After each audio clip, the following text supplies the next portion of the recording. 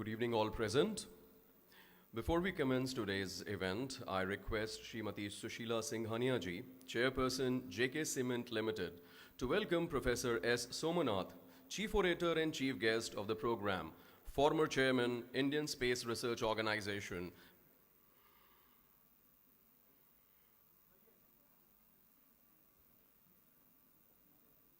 A huge round of applause, everyone.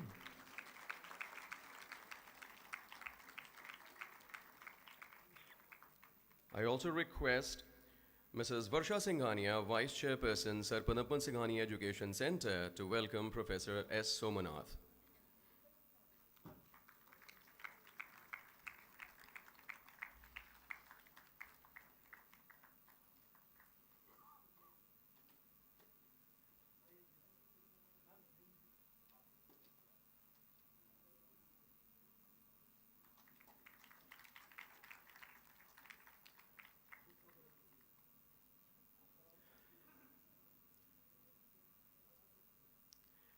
Esteemed Chief Guest, Professor S. Somanath, former Chairman ISRO and Advisor Space, Government of Andhra Pradesh, honorable dignitaries, and fellow residents of Kanpur, I welcome you again and a very good evening to all of you.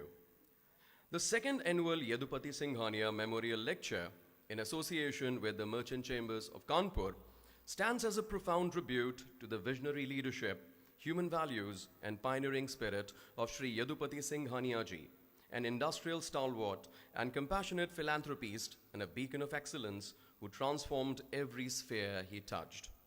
The solemn occasion brings together distinguished dignitaries, eminent academicians, industry leaders, and well-wishers to honor his enduring legacy and to reflect on the ideals that shaped his remarkable journey.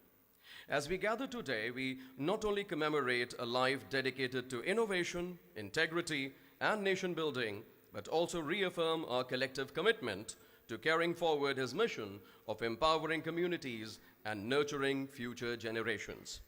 The Memorial Lecture, now in its second edition, continues to serve as a platform for dialogue, inspiration, and learning, a fitting homage to a man whose vision continues to illuminate countless paths. I now request Professor S. Somanath, Chief Orator of the program and former Chairman ISRO, Mr. Abhishek Singhania, Chairman GHS-IMR and President MCUP, Mr. Parthu P. Kar, Joint MD JK Enterprises Limited, and Mr. A.K. Saraogi, Deputy MD and CFO JK-Cement, to kindly come forward for the ceremonial lighting of the lamp, symbolizing knowledge, wisdom, and the auspicious beginning of this memorable event. Shubham kurutvam kalyanam arogyam dhanasampada. Shubham kurutvam kalyanam arogyam dhanasampada. Shatru buddhi vinashaya dipajyotir namostute. Dipajyotir namostute. Dipajyotir parabrahma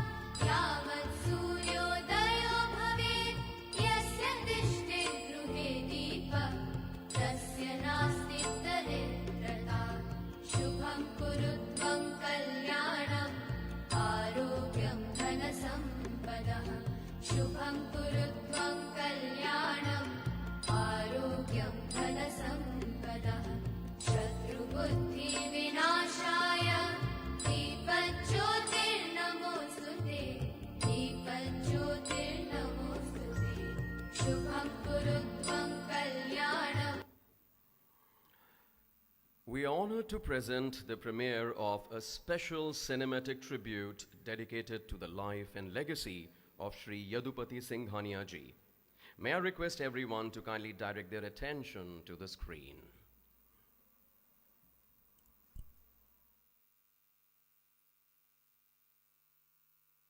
Singhania, cementing a legacy. For us, business is not defined by profits alone, but by the growth of the communities we serve. At the core of India's industrial landscape stands a man whose vision built more than businesses. It built establishments that strengthened a nation. Yadupati Singhania, a leader, a philanthropist, a visionary, a man whose life was anchored in innovation, guided by family values and driven by compassion for people. Born on 29 September 1953 to Dr. Gaur Hari Singhania and Sushila Devi Singhania, Yadupati carried forward a legacy defined by enterprise and nation building. The Singhania family's journey began in the 18th century when Lala Binodi Ram left Singhana, Rajasthan in search of new opportunity. His descendants, Lala Juggi Lal and his son Lala Kamlapat, founded JK Cotton Spinning and Weaving Mills in 1921, laying the cornerstone of the JK organization, a group that would go on to power India's industrial expansion across paper, tyres, cement and textile. Under Lala Kamlapat's son, Sir Padampat Singhania, the organization became synonymous with integrity, social responsibility and innovation, values that Yadupati absorbed early in life. His grandfather, Sir Padampat, named him Yadupati, meaning Lord of the Yadus, while his grandmother, Lady Anusuya, nurtured in him a deep sense of empathy and purpose. At Methodist High School in Kanpur, Yadupati excelled in science, mathematics and languages, traits that mirrored his analytical yet creative mind. He earned his B.Tech in Civil Engineering from IIT Kanpur in 1977, where his fascination with structures evolved into a lifelong pursuit of building excellence, both literal and institutional. Yadupati believed that leadership begins with understanding. Joining JK organization in 1976, he trained on the shop floor of JK Cotton Mill, learning production and management under the guidance of his father, Dr. Gaur Hari Singhania. Recognizing the untapped potential of India's cement sector, he set out to transform JK Cement into a world-class enterprise. He scouted limestone sites across remote parts of Rajasthan, often sleeping on a mattress in his station wagon, determined to understand every aspect of the business from the ground up. In the early 80s, Yadupati challenged his team. Tell me what has not yet been done in cement. The result? India's first white cement plant at Gotan, Rajasthan, established in 1984. Through limestone-based dry process manufacturing, he introduced a product that set a new benchmark for the industry. Under his guidance, JK Cement's capacity grew from 0.7 to over 24 million tons per year through the establishment of 8 major plants. He led technological advances such as the world's first fuzzy logic system for kiln operations and India's first waste heat recovery power plant in the cement sector. His leadership style was defined by clarity of vision, empowerment of teams, and a belief that decisions must serve both business and society.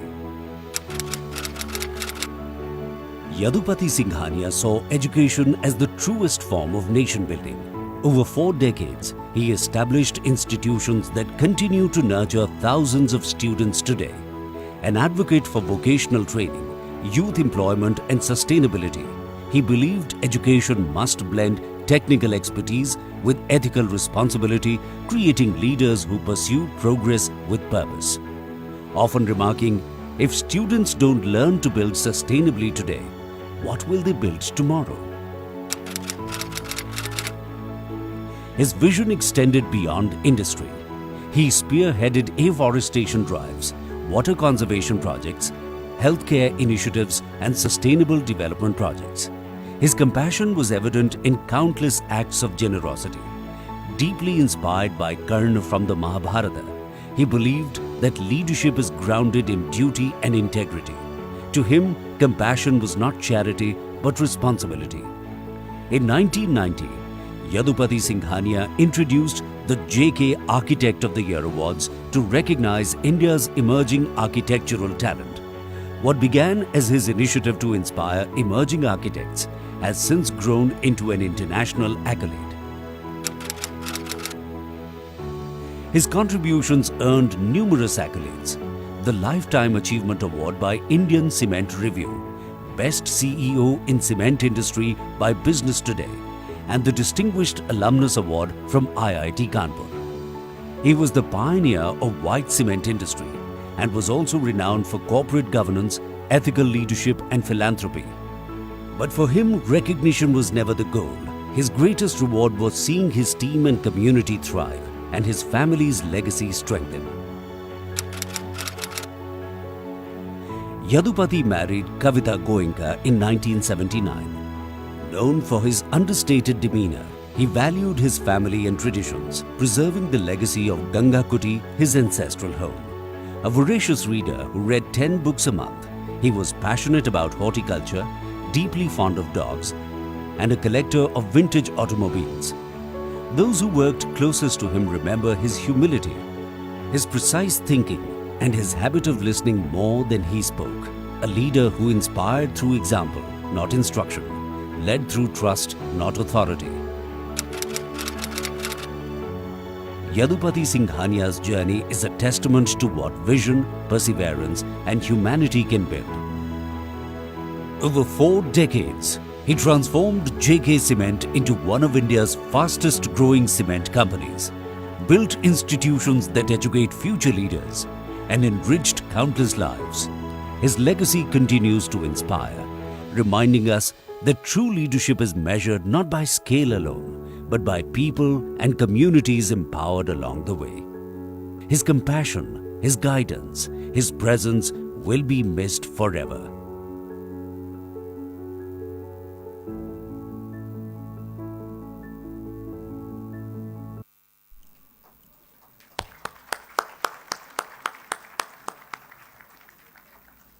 What an amazing tribute it was. I request now everyone to please make arrangement on the dais for the dignitaries to occupy their positions.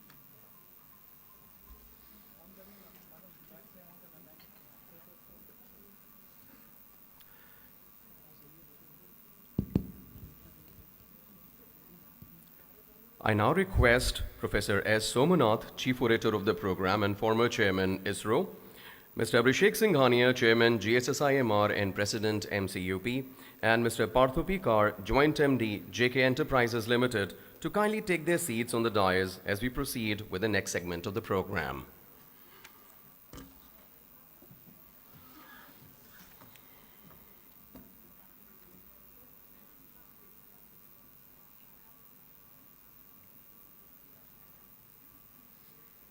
So please take your seats, sir. Thank you so much. I now humbly request Mr. Abhishek Singhania, Chairman GHS-IMR and President MCUP, to welcome Professor S. Somanath, Chief Orator and Chief Guest of the program, former Chairman, Indian Space Research Organization. A huge round of applause, everyone.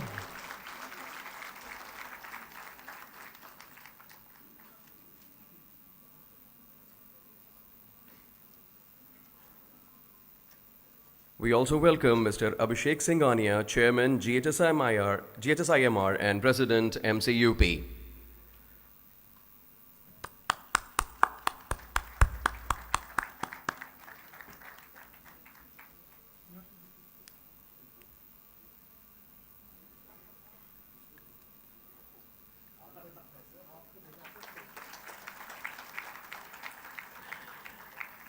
We also welcome Mr. Parthu Pikar, Joint MD, JK Enterprises.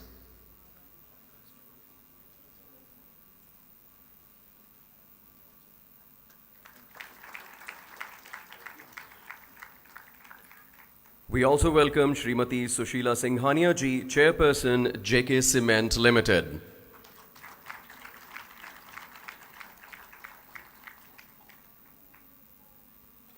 We also welcome Srimati Manorama Govindhari Singhania ji, Chairperson. Sorry. Oh, I'm so sorry. We also welcome Mrs. Varsha Singhania, Vice Chairperson, Sir Pandapat Singhania Education Center.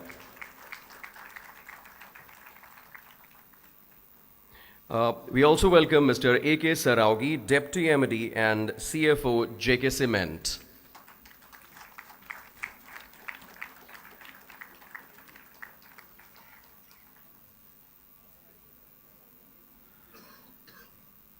Ladies and gentlemen, it is now my privilege to introduce Mr. Abhishek Singhania, a distinguished business leader from the renowned Singhania family of JK organization.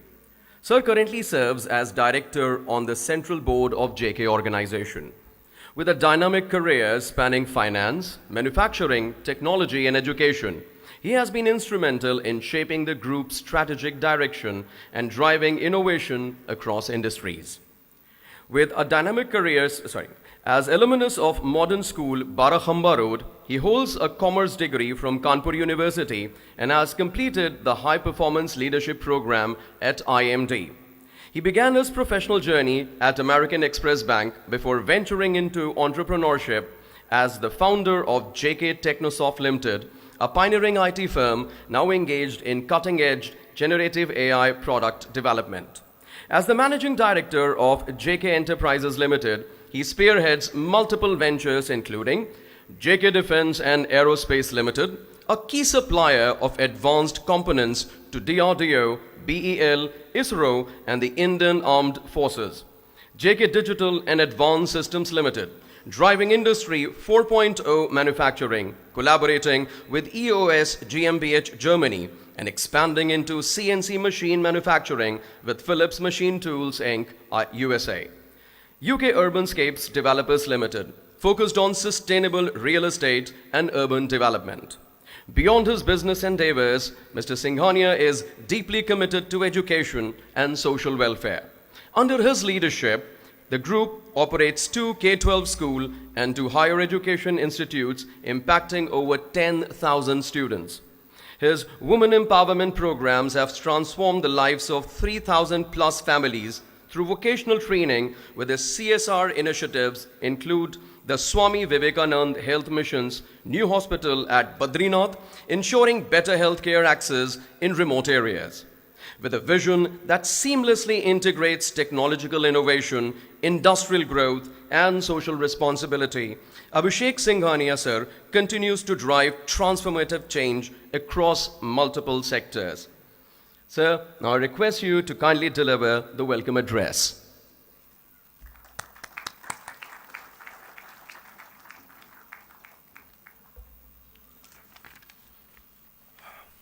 Good evening, ladies and gentlemen. It's an honor for me to introduce Professor S. Somnath, former Chairman, ISRO, Chief Space Advisor, Government of Andhra Pradesh, esteemed members of Merchant Chambers of Uttar Pradesh, distinguished leaders and industrialists from corporate world, members of the press and the faculty of GHS-IMR, students and my dear colleagues. For me, this evening is not just another institutional event, it's a deeply personal moment. We have gathered here for the second annual Shri Yadupati Singhania Memorial Lecture, organized by Gaurahi Singhania Institute of Management and Research in association with Merchant Chambers of Uttar Pradesh. And every time we come together for this lecture, we are reminded not just of a name, but of a set of values. Shri Yadupati Singhania believed passionately that the future of India would not be shaped merely by capital or infrastructure, but by research, innovation, and the courage to imagine. He believed that knowledge must constantly flow between generations, between institutions, and between industry and academia. This memorial lecture series is the most modest way of keeping that belief alive. By inviting the finest minds of the country to Kanpur, we hope to ignite curiosity, encourage dialogue, and inspire young people to think beyond boundaries. This evening, we will also present a cinematic tribute to Yadupati Singhania ji that you've just seen. The tribute is far more than what even the words could put in. It is my privilege to welcome you, sir. When the story of India's space journey was written, your name will always stand tall, those who turn ambitions into achievements.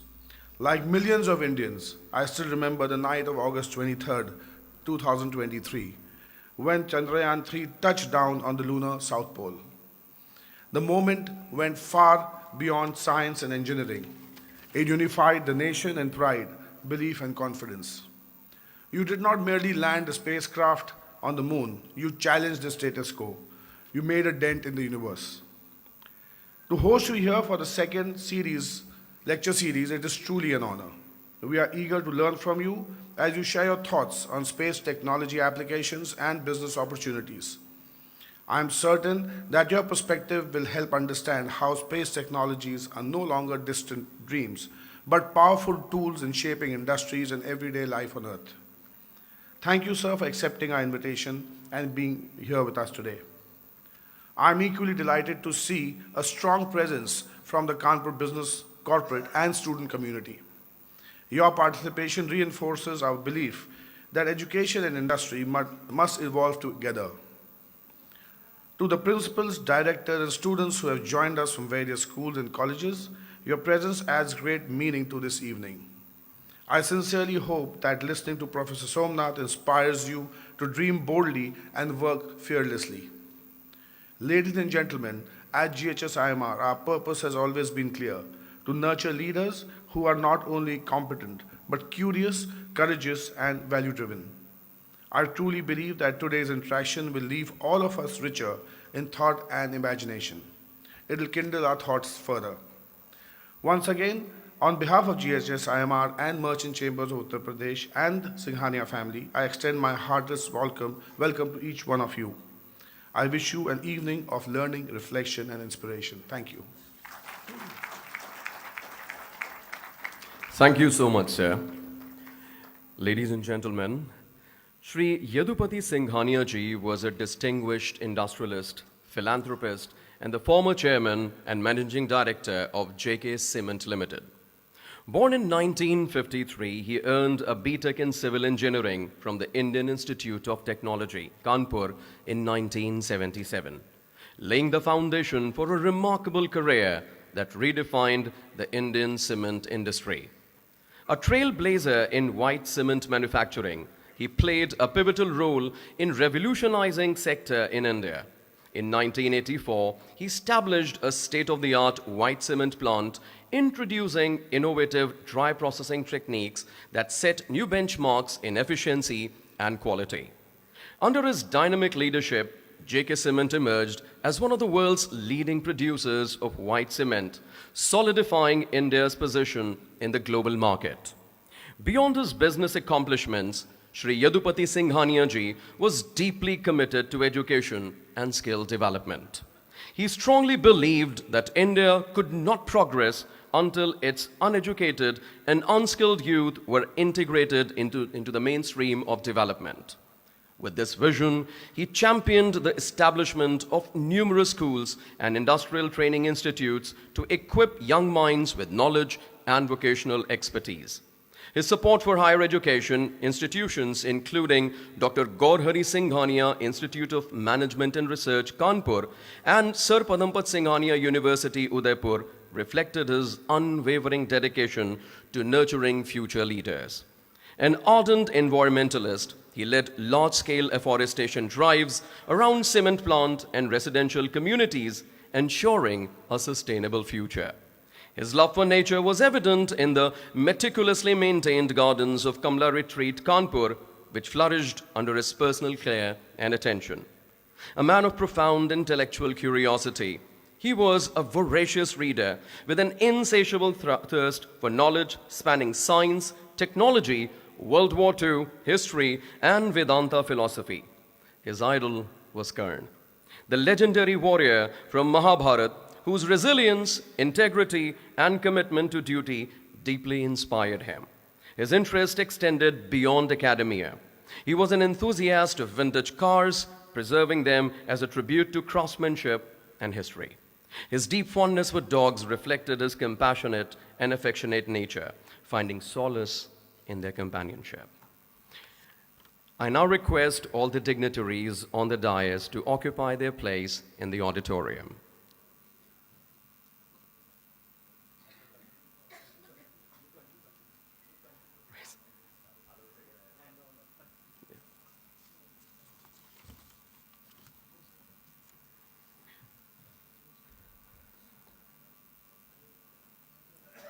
Ladies and gentlemen, with profound honor, I extend a warm and respectful welcome to our Chief Orator and Chief Guest, Professor S. Somanath. Sir has served as Distinguished Scientist, Apex Grade, Secretary of the Department of Space, Chairman of the Space Commission, and Chairman of ISRO from January 2022 to January 2025. He is currently the Vikram Sarabhai Distinguished Professor at ISRO and Advisor Space, Government of Andhra Pradesh. Sir took his BTech in Mechanical Engineering from TKM College of Engineering, Kollam, with a university rank, Masters in Aerospace Engineering from Indian Institute of Science, Bangalore, with gold medal, and PhD from IITM, Chennai. With a career spanning nearly 4 decades, Sir is a towering figure in space technology, particularly in systems engineering of launch vehicles. His visionary leadership steered the national space policy, strengthened ISRO's collaboration with private space initiatives, empowering emerging startups, and enabled NSIL to undertake major commercial operations. Most notably, the historic Chandrayaan-3 soft landing near the moon's south pole, an achievement that brought global admiration, was accomplished under his inspiring leadership. It is a privilege, sir, to have you with us today. So with a huge round of applause, let's welcome Sir.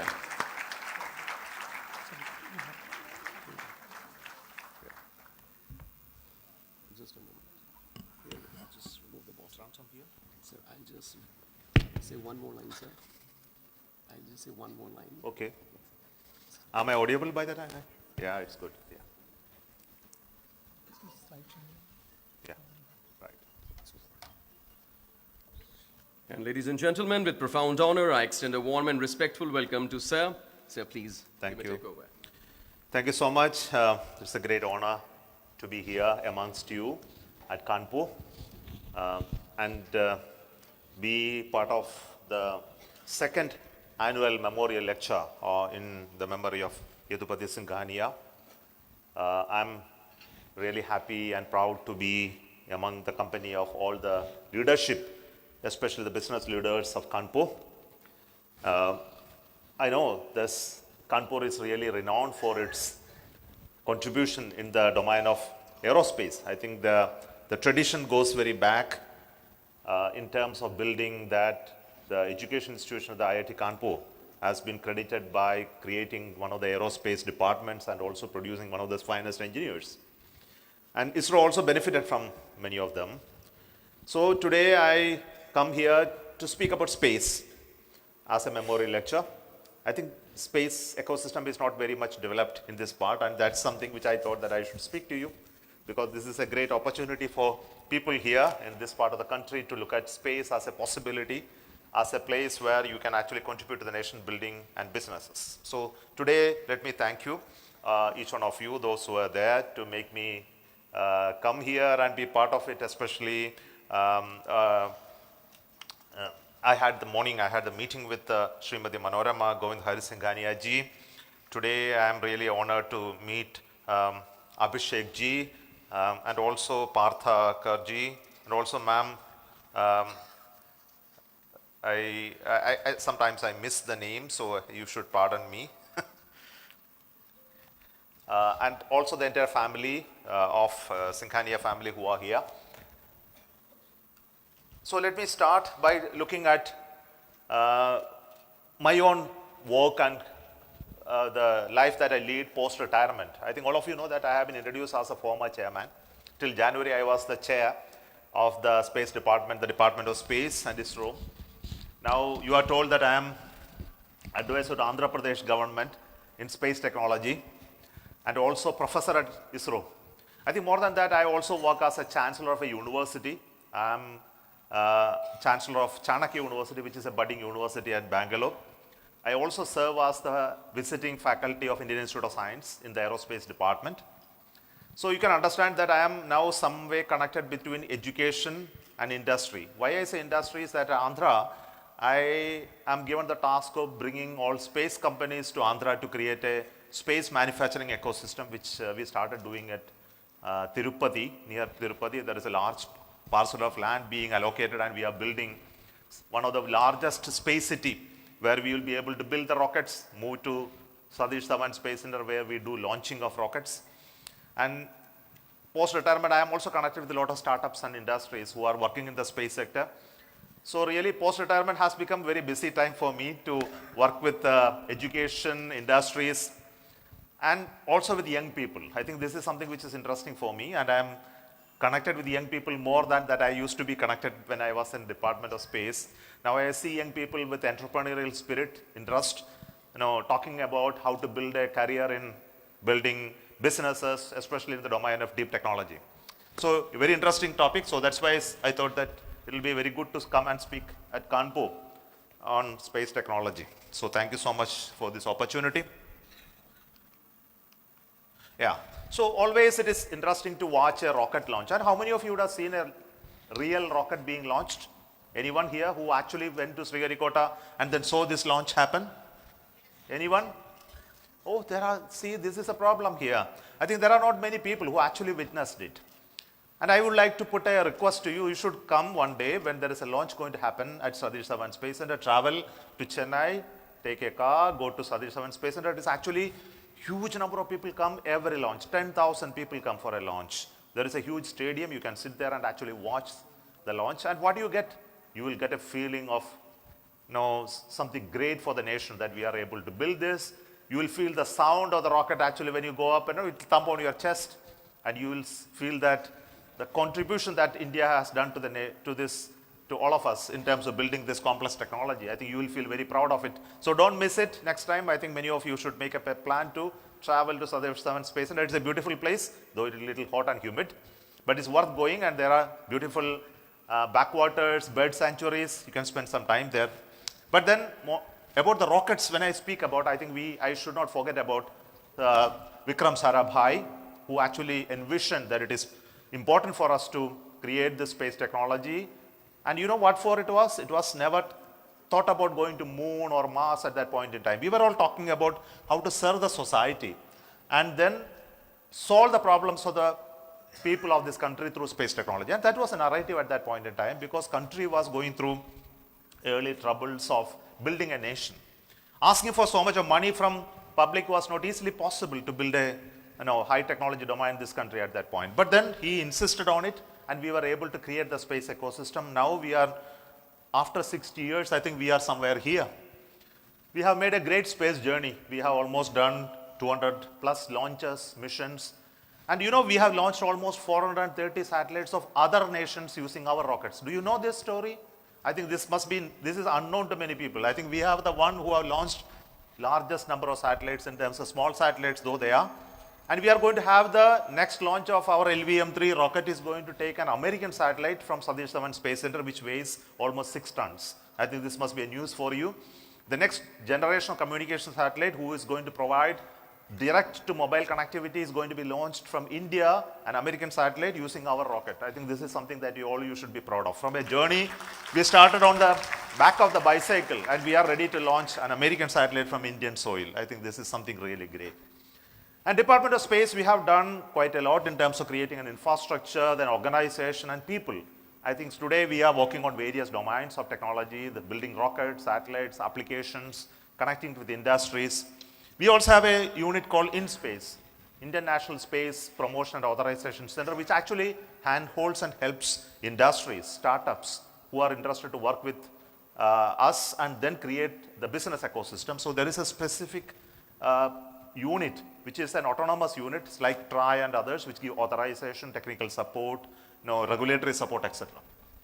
And we also have a unit called NSIL, New Space India Limited, which is nothing but the public sector undertaking, which actually does the businesses. They raise money, they build rocket and satellite, and they do it on a commercial basis. So they are a Pancharatna company today, NSIL. And I want to tell you another interesting fact, because you are the business community, you understand money much better. So we asked a question for ourselves: how much we get return of investment for what we did in space? For every dollar that you invested in space, today we did a study across society in terms of return of investment. We found that the return is almost 2.54 times that of the money that you invested in space. The government of India's investment I am talking about, not the private investment. So if you look at the scale of this investment, this is really huge. Though it don't appear to be very large in size, but its impact has been tremendous in terms of our society. So I don't go into various aspects of it. I think something very interesting for Indian people. But then what we really want to do now is something which is important for all of us. So we have been doing it for the last 6 years, created the space ecosystem. But today we have something very, very important to look at it. How do we really transform this space sector? Where you bring in scale, where you bring businesses, where you bring in new actors. There are questions being asked: how to bring an Elon Musk to India? I think this must be a question all of you discuss. Why we are not having Elon Musk? Why we are not having SpaceX in India? Why we are not having Starlink in India? This is a question we are asking to ourselves. So what is actually stopping us from doing all of this in India? Is it technology? Is it scale? Or it's money? It is entrepreneurship? What exactly is it? So we look at all of this in terms of policies, whether it is the retrograde policy which is stopping us. I think this is something which we have started discussing. And government was very happy to announce a space sector reform. And I would like to talk about it and how it actually impacted the ecosystem. So many things are being talked about. I don't want to go into all what is written there, which the message is what is more important than what is written there. So today, space market is evolving, emerging. I think this is something which you should understand. Where there is a real space market? There are 3 segments in space market. One is called upstream, midstream, and downstream. And upstream is nothing but building rockets, building satellites, complex technologies. And the midstream is in terms of operations, supply chain, components, and things like that. And the downstream is in terms of applications. You look at communication, you look at Earth observation, strategic support system, etc. So their technology levels are different. On the upstream, very complex in terms of scale, in terms of money and investment. And many people cannot do that. The midstream, large number of people can come into the business segment. And downstream is where you have applications where, and even IT sector can actually contribute even into that. So you look at all of this and we find that out of the entire space economy of the world, in terms of the transactions that take place, in terms of production services, which is currently valued at around 500 billion USD, the contribution from India is hardly 2%. And this is not good for a country like India, which is, we claim ourselves to be a spacefaring nation. We also talk about records that we have done. But you look at the money matters, and it is very, very small. It's only 2% of the global space economy. And how do you really increase it? This is a question that we asked ourselves when we were in government. We also understand the money is mostly downstream. In the application side, we have more money, whereas upstream and midstream takes only a smaller part of it. And possibly I did not show all of that here. The upstream is only 15 to 20%. The midstream is again another 15 to 30%. And downstream must be almost 60%, 50 to 60%. So really most of the money of the 500 billion USD is lying in the application side. So possibly I will explain it a little later. There is a new technologies emerging. I think some of the words that I am showing here could be over your head. I think you don't have to worry about it, whatever terminologies I use here. The space sector is also changing. I think all of you would have watched that Starlink has recently come and you can actually receive signals directly. The Wi-Fi routers, you can put it on your rooftop while you are traveling, whether you are in forest, you are in sea, it doesn't matter. Internet comes from satellite, you would have seen that. And there are new things happening. There is something called optical communication happening. The highly encrypted is happening. The cloud is happening in space. Whereas you talk about PNT, that is called signal which are required for navigation. All of you use GPS, right? When you drive the car, you can actually see the signal comes to you free. You think it is free? The GPS signal is coming to your cars are free, your mobile is free, but actually there is a business model under that. And how you really create a business model using navigation. And there are new companies starting in India to provide navigation services. Possibly you may not know how to provide navigation services on a commercial basis. While GPS is there, while Navic is there are startup companies in India who are working on that segment. There is another area is called imaging. There are a lot of satellites imaging Earth on a continuous basis. And what for you image? You want to understand the ground, you want to understand climate and weather, you want to understand resources, you want to understand mining, forest, water, roads and infrastructure, city development, how to build a road, how to put a pipeline, how to put an electrical line on a most cost efficient manner. There are a lot of imaging services which are very important, and a lot of companies are thriving on those imaging services based businesses. So, and finally there is something called space science. I think all of young people are excited about understanding black holes, understanding moon and Mars, going to look at sun. These are more scientifically oriented missions. So, if you look at space sector, you will see very big activity related to communication, very big activity related to Earth observation and imaging. You will see a moderate activity related to timing and PND and position services, and very interesting activity, more scientifically oriented, technology oriented in terms of research. But then what is important for us is to understand and repeat what I said earlier, is the scale of economy that we are looking at. We want to increase the role of India in the space economy, and this is something very important. And how do you really do that? For recently we did a policy 2023. I don't know how many of you downloaded the space policy of 2023. You can go to a website of ISRO and download a copy of the space policy 2023. Business people should read it and then understand what exactly we are talking about a policy. And this policy has changed everything. Earlier you said space was a very protected sector. No, you thought that all space scientists are they sit somewhere there, they don't even interact with people, they are handling very high technology, very secretive, there is spying and things like that. You thought, possibly you would have thought like that. It is no longer like that. I think we have opened the space to everyone. And today the government of India says all of you can actually work in space. You can build rockets, you can build satellites, you can launch them, you can own satellites yourself. I think this was not possible in India before 2023. And now the doors of ISRO is also open to you. If you really want a technology from ISRO, you can get it. You have to put a demand for it. I need technology. Okay, of course you have to pay for it. Nothing is free. Whatever work that ISRO has done to develop the technology is available to you on license. And you can actually use it to produce things like that. And now another important interesting area is foreign direct investment. Earlier FDI in space was never allowed. Today FDI in space is allowed up to 100%. Of course there are some controls and oversight on how to do FDI. That part is there. Another interesting area is that we have also opened the data from space. The entire data that we collected in the last so many years is archived and kept in computers. Of course, data means images. Over the years that we have collected a lot of images. And this data is actually free for you. How many people know really this? The entire data that we collected in the last 30 years is actually free for you. Up to 5-meter resolution, you can use that and create some businesses. And some companies are coming forward to do that. But future, whatever data comes, of course, it will be chargeable based on actual expenditure, etc. So, another interesting thing is, we also have rockets. I think all of you know that we have rockets are known to you. PSLV, GSLV, GSLMR, all these names are well known to you. And we are developing new rockets. And how we are doing this? We are also working with industries to build these rockets. And possibly you don't know that all rockets of ISRO are built by private industries of this country. How many of us know? You think that ISRO is building all of them. In reality, rockets are built by private companies. And who are those companies who are building rockets? Larsen & Toubro, Godrej, HAL, and many small companies. We have almost 450 odd companies who are actually building these rockets, parts, components. And we only do assembly and launching them. ISRO only does that part of it. The design, assembly and launching only. Manufacturing of entire rockets and satellites actually happen in the industry today. And many of them actually got benefited by working on it. I think JK Group also contribute little bit on rockets as well as on Chandrayaan. And in Chandrayaan, when it actually landed, you also had a little bit of piece sitting on it when it landed. So you can be proud that your business produced some components which actually is lying on the moon now. I think it's something which is you should be proud of. But later now we are working on making it bigger.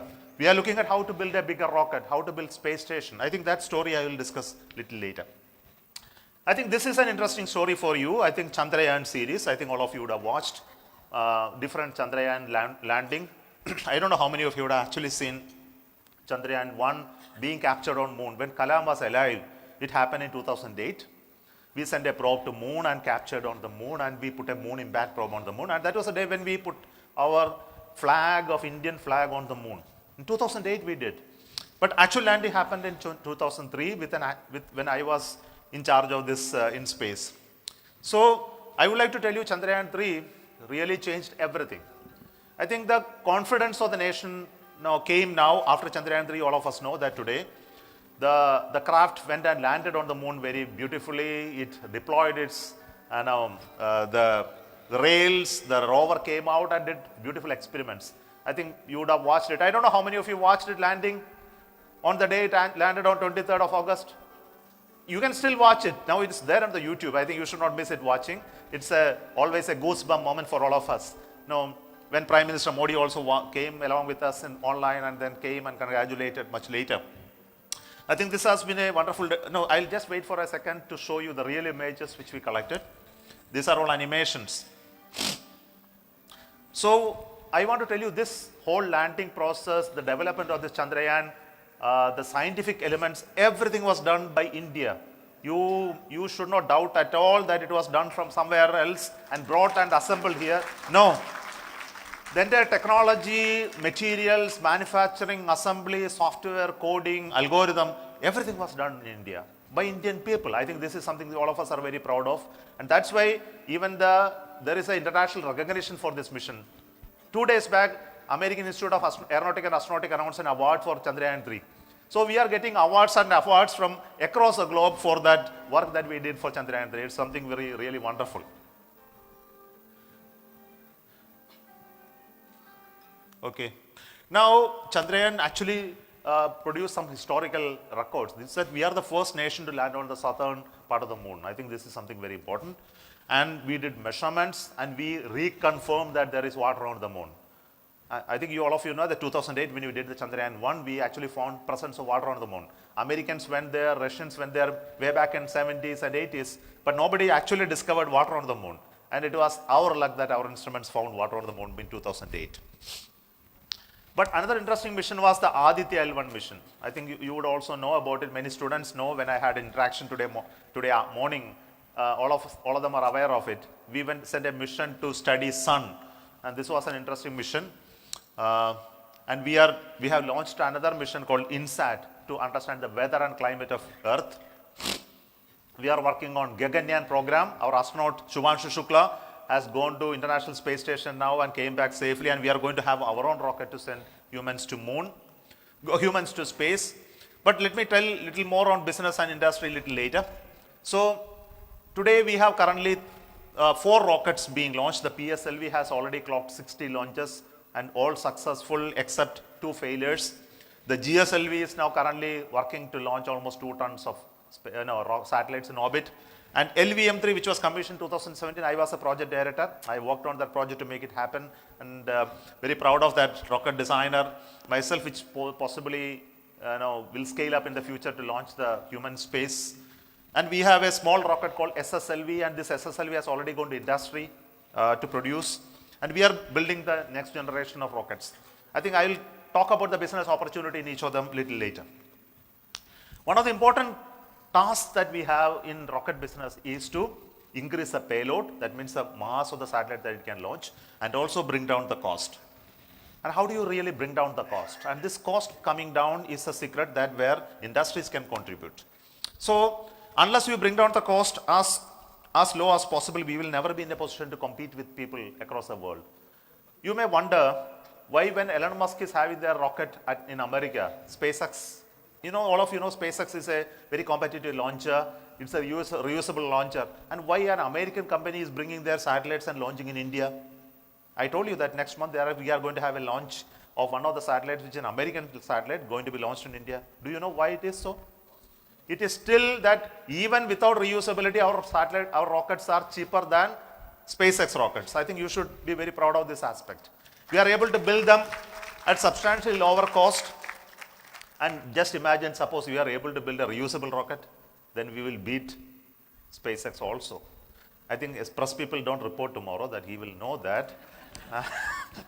So our goal is to substantially bring down the cost of this access to space by bringing new technologies, very frugal way of engineering and very cost-effective manufacturing practices that we have in this country. And this is something that we should cash on to scale it, to bring it a competitive market to this rocket business in India. For that, we are investing heavily into research and technology, R&D activities in ISRO.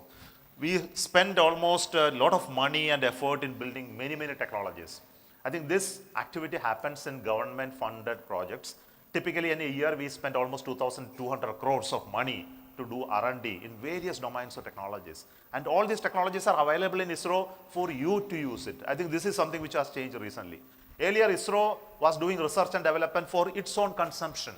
Today, we say we have R&D and technology, it is for you to use it. If you want that technology, it is available from ISRO with a training kit, with on-site processes, of course you need to pay for whatever money we have spent to develop the technology, but it is available for commercial use. And many technologies I can discuss which is written here, so I don't go into each of them, we can do individual discussions later. Today we have almost 54 satellites in orbit, 54 satellites. For a nation of India, 54, do you think it's a big number or a small number? Big number? It is not a big number. Yeah, that's what I want to tell you. You know how many Starlink satellites are there in space today? 6,000, 7,000 satellites are there. China has 500 satellites in orbit and India has only 54. It is not at all good. I think we need to increase it substantially. 10 times we should increase. And so that means there is an opportunity for satellite manufacturing and launching tenfold than what we have today. I think this is an opportunity we should not miss. And why we are not able to do these launches in numbers? Because the money is not present. The business is not present. I think that is something which I ought to tell you. The communication, navigation, Earth observation, science missions can actually scale up in the days to come, provided you see the business opportunity. And this is something which I would like to discuss and show you some examples. There is something called user-funded satellites, communication. We launch a lot of satellites. Every year, 1 or 2 satellites for communication purpose. You know DTS services? The television programs that you get, you put a dish and you can see that. And all satellites are built by ISRO. And that is given to operators, NALCO, so many companies are operating this and you can use the services. But DTH is also vanishing. I think all of us, you see that now internet services, fiber optic links are happening and through that you are getting television. So that will vanish. But communication is still very strong. You still need communication for various purposes because you need communication to defense, you need communication across seas, you need communication for when you are traveling across aircrafts. Now internet is available over aircrafts. So we also have communication across uncharted lands where there is no towers available. You need communication infrastructure. We have telemedicine, tele-education services. We have banks and ATMs served by communication. I think when you put a card in the ATM and connect and then do that, where from the signal goes? It goes to satellite and go back to the bank. So the first ever privately funded communication satellite is going to come up. I think government has already sanctioned one company to build a satellite. The typical one satellite building here takes about 2,000 crores. One satellite building and launching takes 2,000 crores. And that much of money, if you are ready to invest, you can build a satellite launch and provide services. But the money will come back to you over the next 10 years. So there is still business case here. So there are businesses of that class. I am not talking about that business at all at this moment. So there are a lot of satellites under demand and all of these are now built by commercial entities. GSAT-N1 fully funded by private companies and ISRO has built and launched. N2 and N3 are under construction. So government has moved out of funding for rocket and satellite building in this country. And now the funding for satellite and rocket building is actually happening in the private investments. I think this is some new message which I want to tell you. The communication side itself, government has withdrawn and private companies have started coming in. And another interesting thing is that government has recently announced a space vision for next 25 years when India is going to celebrate 2047, the 100th year of independence. Where are we going to be in space? And this question was asked to me when I was secretary and I presented this to Honorable Prime Minister and he has approved it. Today we have funding for doing all of this. What exactly it is? We want to tell the nation that we want to land, our intent for landing on the moon by 2040, an Indian on the moon. I think this is a dream that we have set for ourselves. We are going to build our own station called Space Station. when international space stations and other stations are there, but India doesn't have a role to play in that space station building and operation. So we said that we should have a space station to operate. What for is it? It's for scientific work. We will tell you about that. And we want to build our new generation of rockets and scale the whole activity. I think this vision means that almost significant money has to be given. We also said that we will go build rockets, we will have continuity of moon missions, etc., etc. But what really matters to me is a large plan which extends to 2040 has been prepared by government. And in this, government is going to invest 1.5 lakh crore worth of money into governmental programs for space. I think this gives an opportunity for businesses to look at how this investment by government in space program 1.5 lakhs crore going to be useful for industry to scale up their business opportunity. So it's a corresponding investment and scale in that space sector when it happens. So in terms of rocket building, in terms of space station building, in terms of conducting research in space station, including microgravity, biological research, etc., how private companies can participate. Even building moon rockets and going to moon, where there is a business side possible. I think this is a question which I am asking to you. I am not aware, I am not a businessman, I am a technocrat, but I can only place it in front of you people to understand how you can create an economic activity around going to moon. I think in America there is a strong discussion happening on this, how to create a moon-based economy. I think this is a question which we should discuss here. We are also building launch stations, new launch stations. India has only one launch station in today, Sriharikota, Satish Dhawan Space Center, where we launch rockets. But we are building a new launch pad near Thoothukudi. It has already been funded. The construction is going on. In another 1 year, it will be over. We are also expanding our launch facilities in Satish Dhawan Space Center. This is where I said you should come and watch and see what is the magnitude of a launch station. It's a complex engineering. And all these are happening now, and possibly new launch pads will come in this country. It can be built at many places depending upon the investment and business side. Space station is another interesting area where we are trying to build scientific work possible. When you go to space and stay in space station, what is the speciality there? Anyone? Microgravity. I think when you go there, you are actually floating. Everything becomes floating. If you take water, water will not be in the flat form, it will become a sphere. And if you take a complex molecule, the complex molecule will not collapse, it will become floating. So you can actually synthesize complex molecules, medical molecules. You can produce very pure materials like glass, crystals, and you can actually make electronic products much more better and cleaner in space. So there is a lot of work happening in space for microgravity linked research. When I went recently to US just 2 months back to look at research ecosystem in this country, I was really surprised to see aerospace engineers are working on biological experiments linked to microgravity. And they are all targeting to send it to space and then do their research there. So there is a huge opportunity. If you build a space station by 2035, businesses can see how this can benefit in terms of high technology work. Possibly we will link with many IITs to do this work. We also work on strategic applications. This I don't want to discuss because Operation Sindoor showed a lot of possibilities for us. We need to track drones, we need to track satellites, we need to track objects. And how to track them from space is one technology which we have developed. And this is another great business opportunity. We work on navigation. Heard of Navic? How many of you know about Navic? But none of you would have used it. I am sure about it. Navic is a technology that we developed for defense side, but it is still not made as a civilian data. For your mobile phones, it has still not come. And we are hoping that in another 2-3 years, we are going to launch additional satellites and Navic service can come. And GPS, even if it is denied to us, we will still have a navigation constellation. We are working on advanced technology like quantum. Heard of quantum communication? I think quantum communication is where when you send a signal through our fiber optic or phone or anything like that, all this can be taken out by other people. They can eavesdrop into it. You can take out all information. And once you encrypt it using quantum, you cannot even take that information. So ISRO is going to launch a satellite called Opto-Quantum Communication Program, where your optical communication networks will be encrypted using quantum encryptors, so that nobody can actually steal the data. And this is another important business side. At least 2-3 startup companies are working in quantum-based technologies to encrypt your traditional communication networks. I think there is a huge business side in quantum. Equally important is, these are some of the payloads that we have built for it. We are working on space debris and reusable satellites. I think the space is full of satellites. Elon Musk has filled it with 10,000 satellites. Today there are almost 25,000 satellites in orbit and there are lakhs of debris. So there is a huge question of how to handle debris. Can you refill the satellite which has no fuel and make it alive once again? If the satellite is not functional, can you capture it and bring it back and destroy the satellites? How to clean up the space?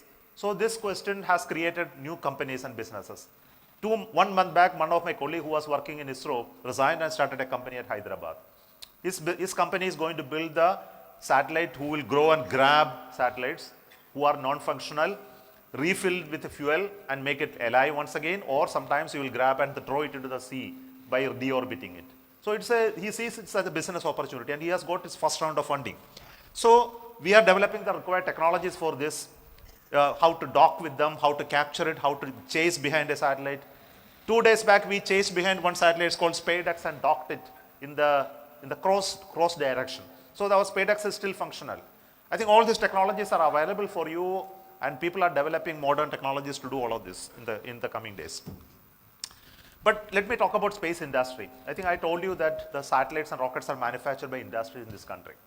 We have almost 450 companies and industries who are supporting this cause. Big companies, small companies, startups, MSMEs, all of them contribute. Even I'll tell you, when I joined as a scientist in ISRO, we used to assemble rocket using nuts and bolts you buy from US and Britain. Lee and many other companies, Bossard and many companies used to supply fasteners to us. Even small screws were only imported. Today we don't import a single screw. And all of these are manufactured in India. And ISRO worked with industries to produce aerospace quality fasteners in this country. I'm just casing an example of the smallest items, screws. Even that was not made in India. Today we have industries who are making fasteners. And you know what they are doing? They are making fasteners and exporting. Today India is an exporter of fasteners, aerospace quality fasteners. And many of the flights that you travel in Airbus or Boeing, all of them, I can guarantee you much of the fasteners in that are made in India in the name of a foreign company. I think that is the type of quality that we have reached today. And this is because of the collaboration that ISRO and many other institutions in this country had with the private companies today. So we build so many things today, but there are so many more things still to be built. I think that is the challenge. Now let me talk about startups. I think this is something must be exciting to you to know about it. I think the whole goal of startup ecosystem is to scale and support them. So I told you already about my role of how to scale the economy. So today we have almost 330 startups with not much of investment. Today we have reached almost, it's not 1,000 crore, I made a mistake today. Into 2025, it's around 4,000, 5,000 crore investment has come into startups now. And many startups, I will introduce some of the startups today. And some names must be familiar to you. Agnikul, Skyroot, I don't know how many of you know, and some of them I think people would have invested a little bit of money sometimes. I am very sure about it. I think those companies are built by young people who just graduated from engineering colleges. 2 days back I was in Skyroot. The Skyroot is a company who is developing a rocket, and their new plant was inaugurated by Prime Minister online. It is a huge, massive integration facility of rockets at Hyderabad. So they are developing their rockets, and you know where the rocket engines are getting tested? In ISRO. And possibly this was never earlier possible, a private company's rocket engine getting tested in an ISRO facility. So it's because ISRO is now mandated to help private companies to develop systems. So ISRO is not in competition with anyone. ISRO is actually a handholder and enabler of a private ecosystem in this country. So all of these people, through Pixel, and their items are getting tested in our facilities, because creating a facility of high value is not easy for a startup company.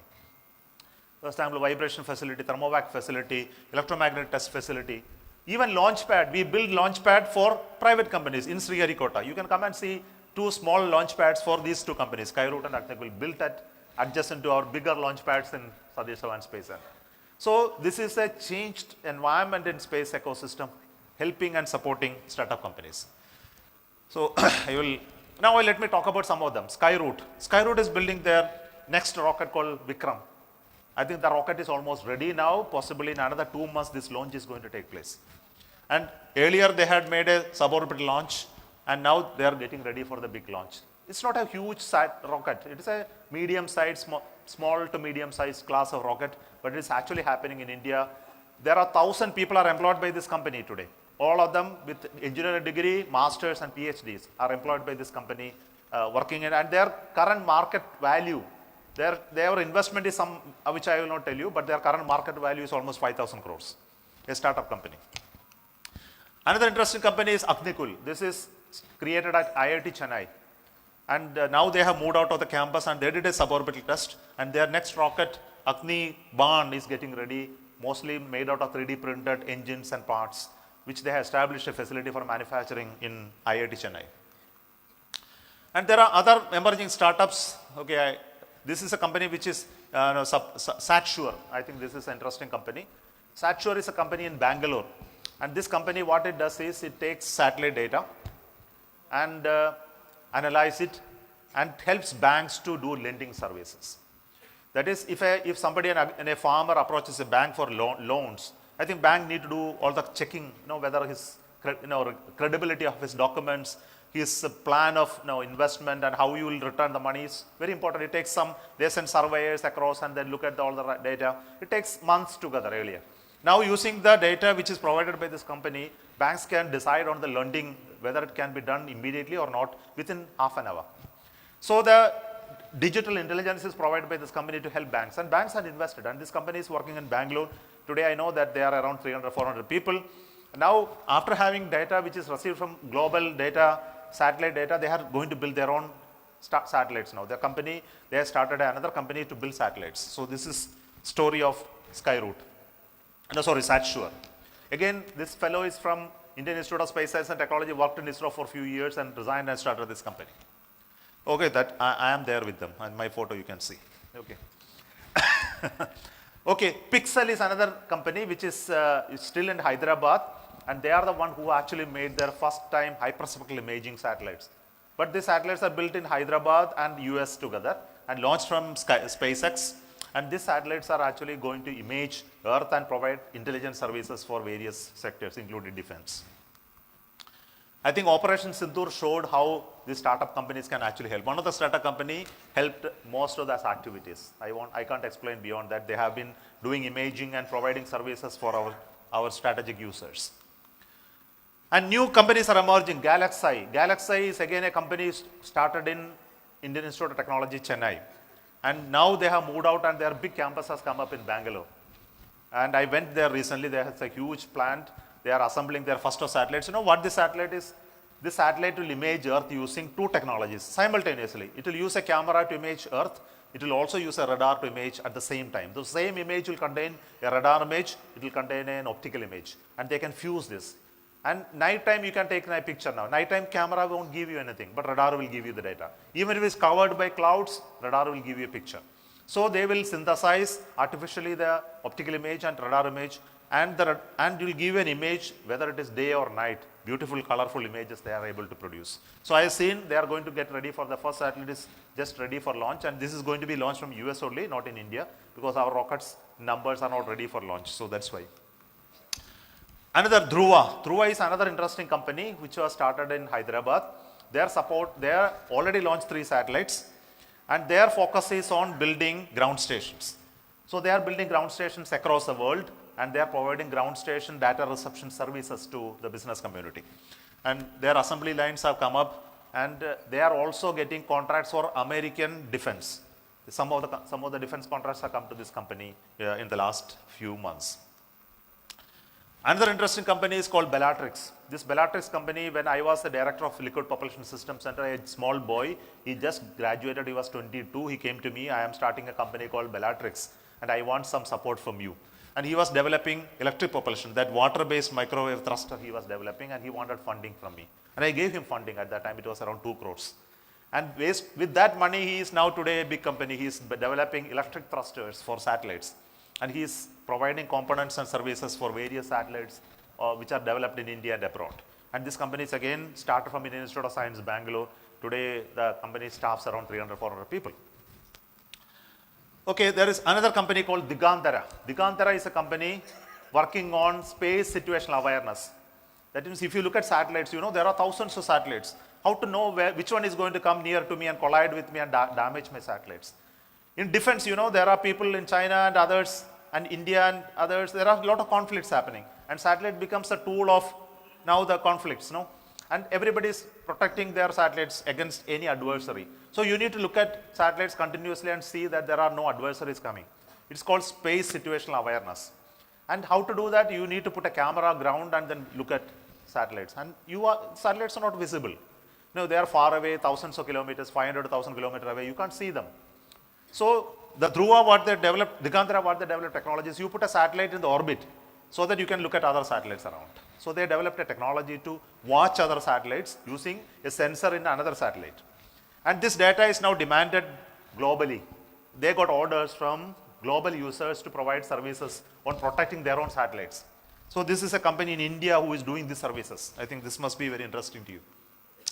So I just introduced you some of the startup companies out of the 330 odd companies who are actually doing extremely well in the domain of space technology. So these are done by young people of the country, and this must be an inspiring story for you young people, either to go and see in the websites of them and then learn what they are doing, possibly get involved with them, help them in terms of funding, be partners with them, or go and then join them and learn the trick and come back and start your own businesses possibly sometime. I hope that you will do that. But meantime, we are also working on various things. How do we really help big companies to scale? Those who are really interested to work in core technologies, how to help them? For example, PSLV we handed over to an industry consortium, L&D and HAL, to produce. Today, we said that PSLV is no longer going to be produced by government. And so that transfer has happened. Now, the first launch of L&D HAL consortia is going to be launched from December. The first launch, they are producing the rocket and launching.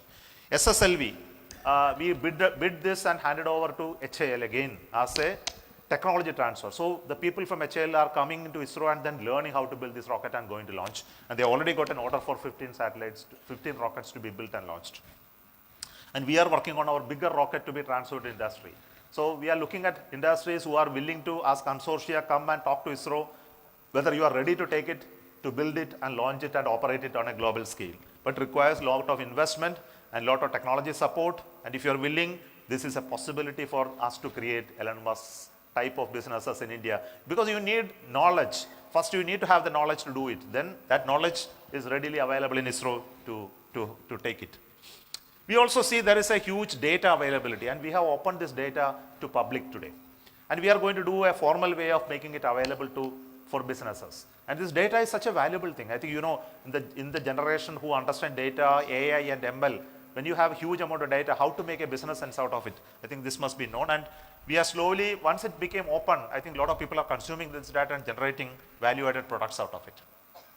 We are also transferring technologies which are important for social services, like lithium-ion cells, supercapacitors, and many technologies, softwares. And these technologies are transferred to private and businesses at a very moderate cost, not exactly the real cost involved in developing. So all of these are listed in our website. Those who are interested to look at how to seek this technology and use it for business, I think you can do that. So we have developed all this in ISRO. I don't want to prolong and talk about it quite a long time. I want to tell you there is huge amount of opportunity. Once again, back to the commercial space, the upstream, midstream and downstream. In the upstream, of course, there is small launch vehicles and rockets building. Manufacturing of rockets is a huge opportunity for business. I think many of you may be doing parts manufacturing. And then large-scale production and testing of control components. But in the midstream, there is a domain of satellite building. How many of you know that in India today, there are at least 5 to 6 satellite building companies already working on building satellites? I think this must be a news here in the northern part of the country. I think there are no companies in UP. I have not seen any. But most of them are concentrating on the southern side because of the proximity to the launch station, etc. I think this must be an opportunity for technologists from this part of the country to start a space company in India to build a satellite in this part of the country. And many of them are looking at solar panel building, cameras development, and deorbiting system, which I mentioned, and ground stations, radars. Of course, we were looking at how to build ground stations in UP. UP is a very interesting place where you can set up ground stations. Downstream, there is a lot of business in terms of remote sensing data utilization, navigation-based solutions, IoT services, transportation logistics, drones. I think many such things are possible in the sector. So I'll conclude my talk saying that we have now created a technology ecosystem in ISRO with the capability to develop and share with a shoestring budget. We have a space culture which created industries who have been helping us. Now we also created private players with approaches to develop space transportation systems, satellites and applications. And also a startup system is evolving very well, and possibly this will scale up in the days to come. And a global collaboration, human spaceflight and others are also happening. I think I didn't discuss much about human spaceflight. Of course, that has a great potential in the days to come. So let me conclude saying that this is our next goal, to send human to space in our rocket, and we are getting ready for this program. Our Gaganyaan program will take our astronauts to space, send them to space station, and one day land on the moon. I think we are getting ready with all the technologies, and it is all left to the new generation of people, how to make use of it for the growth of our nation in the terms of technology, to create the next steps in space activities. So with that, let me conclude and thank all of you for having patience to listen to my talk. And if you have any questions, clarifications you want to ask, I think I am at your disposal. Thank you so much.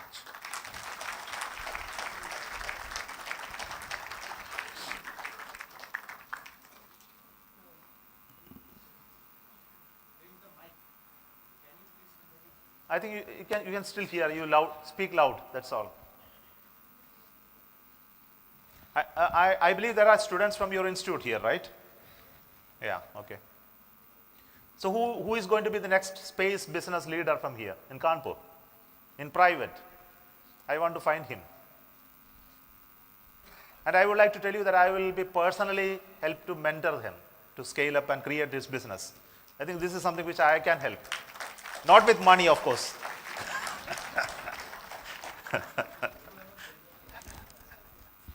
Yeah, please.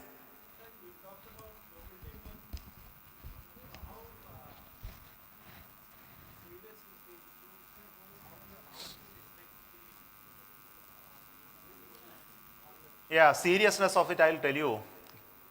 When Boeing launched, you know who got stuck there? You are aware of the Boeing recently launched, Sunita Williams got stuck there. Recently, Chinese astronauts got stuck there.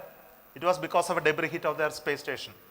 So, debris hitting the space stations and making human space travel becoming more and more difficult. And to understand debris size, you should understand that there are almost 25,000 satellites currently in space. And debris bigger than 10 centimeter diameter, there are 1 lakh pieces. Exploded pieces, components in space rotating around Earth, 1 lakh. And items smaller than 10 centimeter, which is not trackable using radars, are 5 lakh pieces. So the space is such a cluttered place, but one good part is that space is very big. Because being very big, you don't get hit every day. Okay, so, but there is a chance of getting hit is becoming more. And the hit is not a small hit. It is not like a stone throwing at you. If a paint flake which is moving in space, which is a velocity which is something like 7 to 8 kilometers per second, if it hit you, it will pierce you like a bullet. You know what is the speed of a bullet? Anyone knows how fired with a gun? 500 meters per? No, it is around 2 kilometers per second. Okay, the speed of a bullet is something like 1 to 2 kilometers per second, not of a small gun, reasonably good gun who can kill people. Okay, so but then the speed of a space debris is 7 to 30 kilometers per second. It is much faster than bullet. So if it hits you, everything is gone. Metal, shell, protection, satellites, everything will be destroyed. Small paint flake will come and hit you, you are destroyed. So that's the danger of space debris. So there is a danger sitting in front of us. If you populate it more and more, it will become dangerous. But only good part is it decays over a period of time because of gravity effects, because sun's radiation effects, all of them will come closer and closer to Earth and one day will re-enter. So over hundreds of years, everything will vanish. But for the next 100 years, it's there. I think this prevents people to access space. Even human space travel can become difficult if you don't handle it. By regulations, there are protection measures and many things are happening. I think I will not talk about how do we solve the problem. The problem is a real problem. Okay, any other question? Yeah.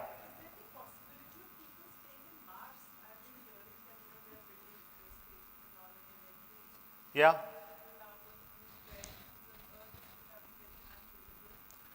No, see, this question can be answered. So the question here is whether there is a possibility of going and settling on the Mars.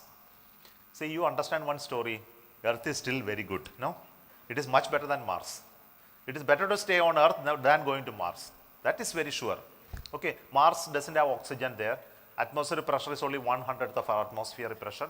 If you go and stay on Mars, you can stay only in a in a closed environment. You cannot drive there, you cannot enjoy the weather, nothing is possible. But still, people are thinking about going to Mars. Why? The reason is simple, because we are not like dinosaurs. Dinosaurs. Because dinosaurs were here on this earth for millions of years, and one day they got extinct. You know why they got extinct? Yes, a meteorite from somewhere came and hit earth, and within few months, all of them are dead. Entire plant is dead, entire sky is covered, there is no radiation, temperature dropped to minus 200 degree, and nothing can survive there. It can happen to earth at any moment. Do you think that if it happens to earth, all of us are going to live here? All of us will be dead, except some people who got a potential to go underneath and stay there for years together. They will also die after a few years. Okay, and possibly human being may find a technology to live underground for years together. So few tens of people will continue to live on earth, but humanity will be dead. But can you allow that to happen? And the technology required for them is to go and stay in Mars for 2 years and come back to earth when every dust is settled. It's a nice thing, no? All of us cannot go, but some people can go. So hundreds of people can go and settle there. The idea of Elon Musk is to create a colony on Mars containing about few lakhs of people. And once they go there and stay there, and if the travel between Mars and Earth is becoming an economic activity, then people will go and come back, no? It will become a business case for him. So he has created a business case for himself. How people can go and settle in Mars, not forever, but go and come back. As a society, we will go and come back. And this is a protection against humanity getting destroyed. It's a great idea. So it can be due to a pandemic, it can be due to a nuclear holocaust, it can be due to a meteorite impact, it can be due to a magnetic change in our earth. You know, anything can happen, I don't know. Because earth has been destroyed multiple times, not once. In the history of earth, at least 3 times earth was hit by such devastating events which actually destroyed life on earth, substantially destroyed. And we can also be destroyed next 100 years, next 1000 years. And are we going to watch and then see, enjoy? Never. Human beings have reached a technology level where we will protect ourselves. And that's why going to Mars and other places are important. I think we should continue to discuss, continue to find out a way to go, though it may not be easy. It is not easy, nothing is easy. Yeah. Yeah. Yeah. Yeah. Please, you continue. To you.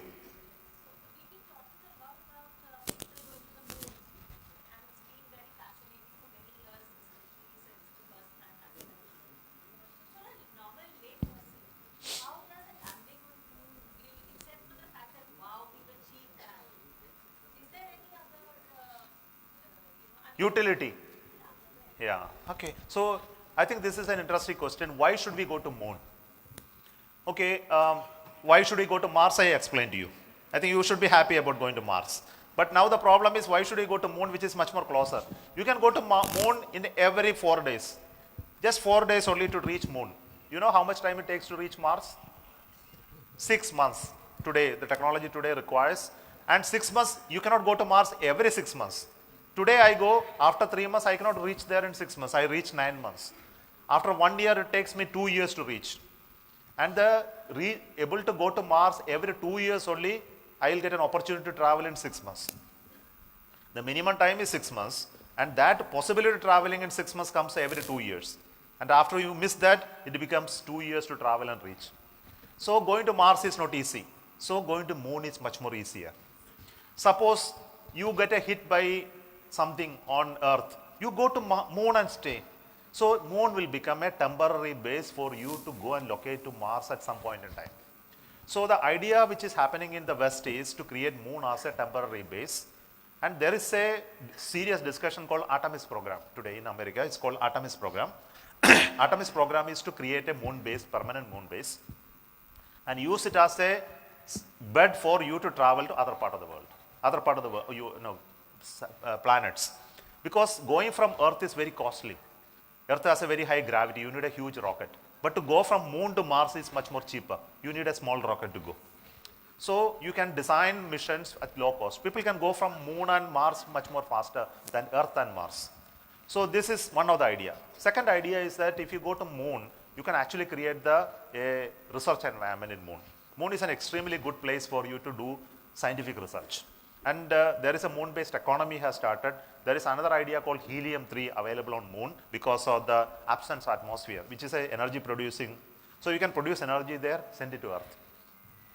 So helium-3 based energy can be produced and you can actually bring it back to Earth. So there are many ideas which actually look at a commercial sense how to exploit moon. So that's why there is an increased interest in America. There is a counter, there are two groups in America which is working on one Mars-based business opportunity, another group working on moon-based business opportunity, and NASA is driving the moon-based business opportunity. Elon Musk is driving the Mars-based business opportunity. Both has different ideas, but both has different business goals. So I can't discuss all of that here, so I will. So I wanted to Yeah.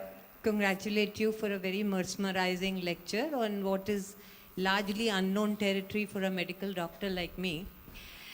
Two questions. One is, you said the dream of Indian government was to land on the moon and walk on the moon in 47. No, 2040. 2040. Yeah. Right? So at that trajectory, when can a common man expect to go and travel, like say? Before he became an astronaut, he was a common man. Okay, number one. And with your motivating talk, empowering talk, maybe one of the industrialists present here might want to launch one of their satellites from ISRO. How much would it cost him? For who? Who wants to launch? Anybody, one of them, business houses. Then you must define me what exactly you want to do with that satellite. The cost depends on that. Suppose it is a communication satellite, it will cost you pretty high. If it is a camera-based satellite to image Earth, it will cost you something like 10 to 20 million USD, one satellite.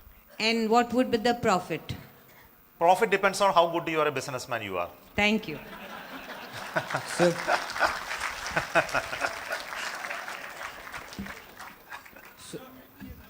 Yeah.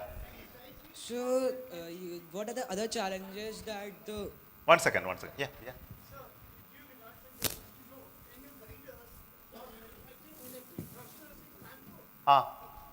You want to do that? No. So first thing is, do you have technology with you? You are ready to pay for it? You have money for paying for it? Then I will help you. I will connect you with the people. I will hand over you the technology. It's readily available. So let us start this. Now there is one business here. So, except for proximity to space, what are the challenges that the middle India like Uttar Pradesh have to just enter into the space industry, and what the small startups like the very small initial startups can contribute into the high investment sectors like space? Like space is a very high investment sector. How can the startups enter? It is not. See, I told you high investment is, I classified it upstream, downstream and midstream. You don't get into rocket building immediately. You must start at the lower level to start with, which doesn't require more than few computers and talents. A data imaging based business side, for example, I told you SatSure story. It was started by 3 people. He didn't have anything but few computers and software people. It was nothing but using the image that you are collecting from satellite to create a business opportunity. So what you need is ideas, not money. And once you have ideas, there are enough people outside there ready to help you. So bring out a small idea, find out a business case for it, how to use this idea. For that you need to study the sector very well.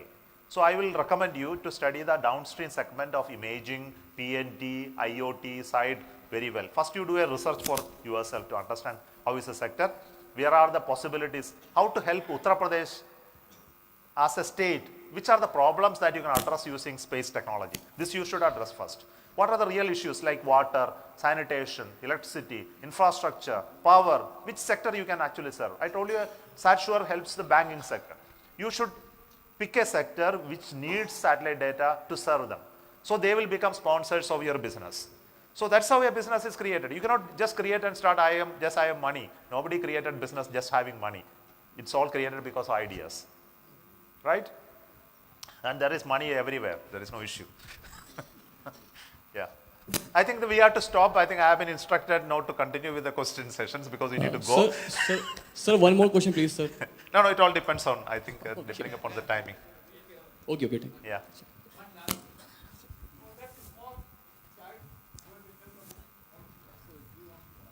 Okay. Hello. Hello, sir.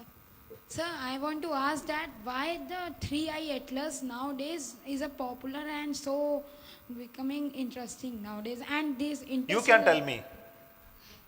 Sir, You have been watching, you are a young fellow watching everyday internet, and there is so much of article coming on 3I Atlas. It is destroyed, debris are coming, and so many things, no? Yes. You know it better than me. So why don't you tell everyone what is 3I Atlas? Anyone knows? How many of you know what is 3I Atlas? He will tell you. Please tell. Go ahead. 3I Atlas is the third confirmed interstellar object which came from the out of the solar system and showing the anti-tail from the sun and unusual acceleration. Yeah, it is said to be a alien craft sometimes, and people are looking at, there are some aliens there, and is seen in the 40,000 kilometer above the earth. It is seen and imaged by some people. There are a lot of stories coming out, and NASA knows the secret, ISRO doesn't know the secret, like discussions are also happening. So very interesting discussion. So today you can type in and find out 3I Atlas. Internet gives you more stories than what I can speak. So okay, thank you so much. I need to stop now. Abhiram.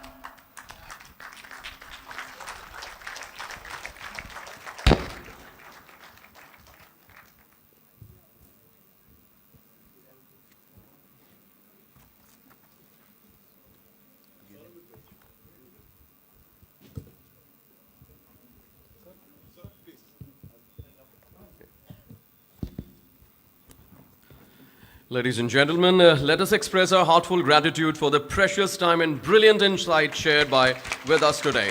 Please join me in giving Mr. Professor S. Somnath a thunderous round of applause for illuminating minds and inspiring us with his presence. I now request Mr. A.K. Saraugi, Deputy MD and CFO, GHSIMR, to deliver the vote of thanks.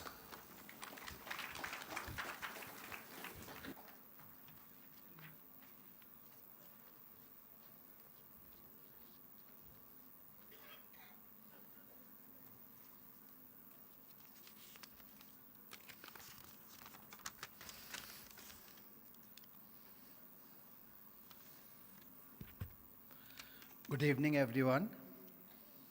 On behalf of GHS-IMR, and to conclude this year's annual Y.P. Singhania Memorial Lecture held today, it is my distinct honor to deliver the vote of thanks.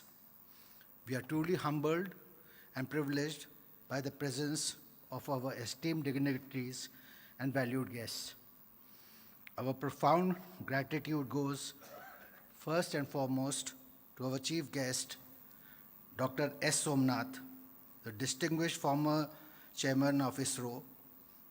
Sir, your inspiring address on space technology, applications, and business opportunities has helped the audience understand how space innovation supports our daily lives and how India is emerging as a hub for new space and enterprises. Your clarity and inspiring words have left us more curious and hopeful about the future. We thank you sincerely for sharing the knowledge with us. We are deeply indebted to Mr. Abhishek Singhania, Chairman GHS-IMR and President of Merchants Chamber, for his visionary leadership and invaluable guidance, which have been instrumental in making this significant lecture possible each year. Our profound gratitude extended to Mr. Parthokar, Joint Managing Director, JK Enterprises, for organizing this, and who has played a pivotal role in bringing an eminent speaker like Dr. S. Somnath today. We are immensely grateful to all distinguished dignitaries from Kanpur, whose presence signifies the importance of this event to our community. We extend our sincere appreciation to the directors and principals of various institutions, our esteemed faculty, and the bright students from numerous schools and colleges who have joined us today. Furthermore, we thank our guests from the corporate sector, business community of Kanpur, and from diverse organizations for their presence and engagement. Our thanks also goes to the representatives of the press and media for their comprehensive coverage, ensuring that the essence of today's discussion reaches a wider audience. Finally, the seamless execution and success of today's lecture rests squarely on the tireless efforts and dedication of the entire GHS-IMR faculty and staff, and indeed the SPSEC family. Your commitment ensures the flawless delivery of such a prestigious event. Thank you all for your presence, your support, and your valuable contribution for making this annual Y.P. Singhania Memorial Lecture a resounding success once again. Thank you. Thank you so much, sir. I now request all to rise for the national anthem. जनगण मन अधिनायक जय हे भारत भाग्य विधाता पंजाब सिंध गुजरात मराठा द्राविड उत्कल बंगा विंध्य हिमाचल यमुना गंगा उच्चल जलधि तरंगा तव शुभ नामे जागे तव शुभ आशीष मांगे गाहे तव जय गाथा जन गण मंगलदायक जय हे भारत भाग्य विधाता जय हे जय हे जय हे जय जय जय जय हे।